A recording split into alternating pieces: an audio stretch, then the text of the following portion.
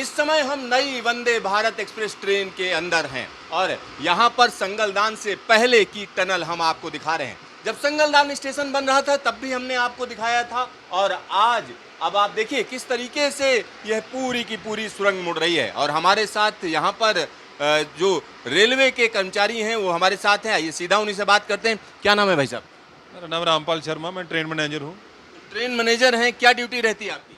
Train manager की duty ये है कि पूरी ट्रेन का वो इंचार्ज रहता है। यात्रियों को किसी भी किस्म की असुविधा हो तत्काल हम सहायता उपलब्ध कराते हैं। कि कोई बीमार हो यात्री, कोई और परेशानी आए, ट्रेन की स्पीड कितनी है, पीछे स्पीड सेक्शन को क्लियर कराना है, ऑल राइट सिग्नल मिलाना है। रेलवे प्रशासन और चलती हुई गाड़ी के बीच एक कड़ी के रूप में जो कार्य करता है उसको ट्रेन मैनेजर करते हैं। तो यहाँ मैंने देखा आप जो है ये जैकेट पहने हुए हैं बुलेट प्रूफ, इसका क्या?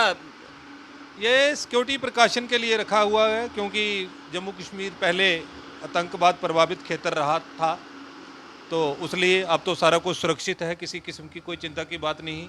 भारत की सुरक्षा एजेंसियां इतनी काबिल हैं कि उन्होंने मुंह तोड़ जवाब दिया है।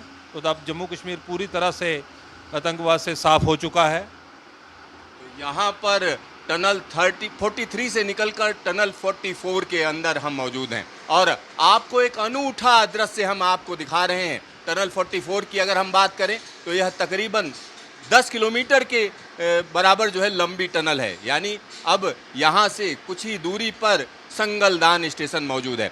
शर्मा जी, जब हम इस तरीके के टेरेन की बात करते हैं जिसमें आप चलते हो तो अंदर से क्या फीलिंग आती है आपको? अंदर से गर्व महसूस होता है। हम महसूस करते हैं कि पूरी दुनिया, जो वर्ल्ड ने जितनी तरक्की, जो विकसित राष्ट्र हैं, हम उनसे भी आगे निकल चुके हैं। क्योंकि ऐसे टनल कुल 55 टनल्स आते हैं जम्मू से लेकर श्रीनगर की यात्रा करनी हो, और 5 किलोमीटर से ज़्यादा के टनल्स हैं, 11 किलोमीटर के टनल्स भी हैं, एस्केप रूट रखे हैं। और यह हमें दिखाता कि भारतीय इंजीनियर, रेलवे इंजीनियर कितने काबिल हैं, कितनी तरक्की भारत ने कर ली है कि सुरक्षा के लिहाज से पूरे मानकों पे खरे उतरते हैं। चाहे भूचाल आए, भूकंप आए, बारिश हो, बर्फ़ पड़े, धुंध आए, 12 महीने ये गाड़ी चलती रहेगी, किसी किस्म का अवरोध पैदा नहीं होगा। सड़क के कारण रोड बंद हो जाते हैं बारिशों के कारण श्रीनगर के लिए, धुंध पड़े तो जहाज़ बंद हो जाते हैं। कोई बीमार हो, कुछ हो, सीरियस हो, उसको जम्मू कश्मीर से बाहर शिफ्ट करना हो, तो ये आसानी एक कड़ी के रूप में। सबसे बड़ी बात, जब भारत और एकता की, अखंडता की बात करते हैं तो हम कहते हैं कश्मीर से कन्याकुमारी को जोड़ना। ये सही मायनों में जोड़ना है। ये सिर्फ भारतीय प्रधानमंत्री श्री नरेंद्र मोदी जी ने या श्री वैष्णव जी ने काबिल कर दिखाया है, और भारतीय रेलवे इंजीनियर्स ने, भारतीय रेलवे के कर्मचारियों ने जिस तीव्रता से, देशभक्ति की भावना से काम किया है, और हमें बड़ा एक प्राउड फील होता है कि आज सही बार महीनों में भारत एक हो चुका है। बड़ा गर्व महसूस होता है जब हम सोचते हैं कि हम पहले लोग हैं। मैंने प्राइम मिनिस्टर मोदी जी के साथ भी गाड़ी चलाई है, मनमोहन सिंह के साथ भी हमने उद्घाटन किया है। अच्छा, आप इतना लंबे समय से, मनमोहन सिंह के टाइम में भी आप याद करिए कोई घटना। He was a very good prime minister, बड़े सिंपल आदमी थे, सिंपलिसिटी थी। लेकिन कौन सा काम, उस टाइम जो काम होता था, थोड़ा जो 6 महीने साल में काम होना चाहिए, हमें लगता था होना चाहिए, उसको 2-2 साल 3-3 लग जाते थे। और अब टाइम, अब जब हम सोचते हैं ये काम 10 साल में होगा, तो मोदी जी के टाइम हमने देखा है कि जिसको हम सोचते हैं कि 10 साल में होगा, वो काम 2 साल में हो जाता है। और सही बताऊं तो मैंने तो सोचा भी नहीं था कि कश्मीर मेरी सर्विस में गाड़ी जाएगी। हमने सोचा हम रिटायर हो जाएंगे, पता हो या ना हो। लेकिन मोदी जी के आने के बाद काम इतनी तीव्रता से हुआ, हर चीज़ को उन्होंने मॉनिटर किया, माइन्यूटली एक एक चीज़ को देखा। और अश्विनी वैष्णव जी हमारे माननीय रेल मंत्री हैं, पूरा इनको ये दिल से चाहते हैं, देश का जो काम है, देश का जो विकास के अंदर बसा हुआ है, और बड़े सिंपल आदमी हैं, ज़मीन से जुड़े हुए लोग हैं। सभी भारतवासियों को चाहिए कि पहले देश है, बाद में हम हैं, और हम काम हम तीव्रता से करें, ईमानदारी से कहें। देश है तो हम हैं, देश नहीं है तो हम कुछ नहीं है। इसलिए भारत माता की जय, वंदे मातरम। देखिए, शर्मा जी ने बहुत बड़ी बात कह दी, और शर्मा जी जो बात कह रहे हैं वो आसान नहीं है, क्योंकि इनका अनुभव बोल रहा है। ये पिछली सरकारों का काम भी बता रहे हैं और इस सरकार का काम भी बता रहे हैं।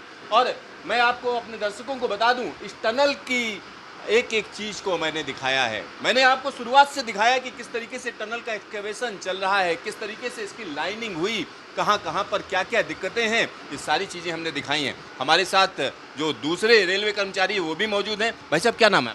अनिल कुमार शर्मा। तो ये जब इसके अंदर से ट्रेन निकलती है तो आपको अंदर से क्या लगता है? अंदर से हमें एक बहुत एक गर्व महसूस होता है कि हमारे माननीय प्रधानमंत्री जी और हमारे माननीय रेल मंत्री जी के अथक प्रयासों से बहुत कम समय में इतना बड़ा टारगेट अचीव कर लिया है, इसमें हमें गर्व महसूस होता है। यहाँ पर वाकई यह गर्व करने लायक ही प्रोजेक्ट है, क्योंकि यहाँ पर जिधर नजर डालेंगे आपको कुछ ना कुछ नया दिखेगा। और यह मुड़ाव कहीं ना कहीं इस पहाड़ के साथ साथ ये टनल मुड़ रही है, और यह टनल जिस जगह पर ओपन होगी, अगर हम उसकी बात करें तो वह संगलदान है। संगलदान एक ऐसा स्टेशन जिसको मैं कई बार अपने दर्शकों को दिखाया है, और जब वो बन रहा था तब भी मैंने बताया था कि किस तरीके से पहाड़ से जगह चुराई गई है, क्योंकि पहाड़ पर छोटी छोटी जगह पाना भी बड़ा मुश्किल काम होता है। और यही वजह है कि 111 किलोमीटर लंबे रेल सेक्शन जिसकी हम बात कर रहे हैं कटरा से बनिहाल के बीच में, वो कहीं ना कहीं उसका ज़्यादातर हिस्सा टनल के अंदर से होकर जाता है। तो यहाँ पर आप देख सकते हैं कि किस तरीके से टनल मेरे पीछे जाती हुई और ट्रेन आगे चलती हुई।